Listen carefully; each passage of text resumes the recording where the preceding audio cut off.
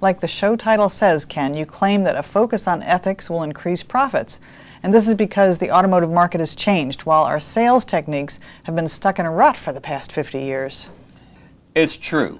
And when we look at it from a business point of view, there are actually some very, very sound things. So let's talk about the critical factor, which is the current market conditions. In general terms, as you look at the market that you're going into, you have to decide, is this a growth market or is this a replacement market? Now let me give you some examples about that. In other words, will the market keep supplying more and more people out there, or is it shrinking? The simple to understand example is look at computers.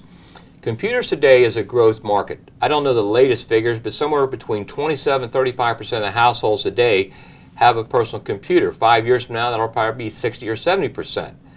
The example, the replacement market is like a VCR machine. That market is saturated. Virtually everybody who is ever going to own one has one right now. Now, you need to think about this a little bit. This is a very, very critical point. The automobile industry as an industry is in a replacement market.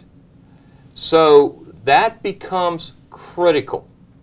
We are in a replacement market. Every once in a while there's a particular model or something that will happen that'll pick up a little bit. However, by and large, we are in a replacement market. Now, we'll come back to that a little bit later, but that's something you might want to write that down, or I call it a red jelly bean.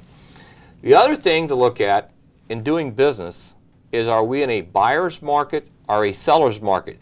So, in very simple terms, a buyer's market is there more product than customers, and a seller's market, there are more customers than product. Now that's critical because that determines who is in control of the business. Now let me just tie this in a historical perspective and bring us up to today. If you look at most traditional sales processes, most traditional advertising, most traditional compensation plans, most traditional approaches, these were actually developed and created 50 years ago. Now it's not being old, nothing wrong with being old, thank goodness. But here's the issue. 50 years ago, the market then was what? It was a growth market and it was a seller's market. And so we created this paradigm, this plan, this approach based on that. Today, as we're in a new millennium, it's different. Because today it is a replacement market and it is a buyer's market. And that's why issues such as customer satisfaction and ethics is not about Mr. Rogers' neighborhood. It's about having an appropriate business strategy to be successful. This is not an option. This is something that we need to do. We just need to respond. Let me give you, just say this point, one more minute.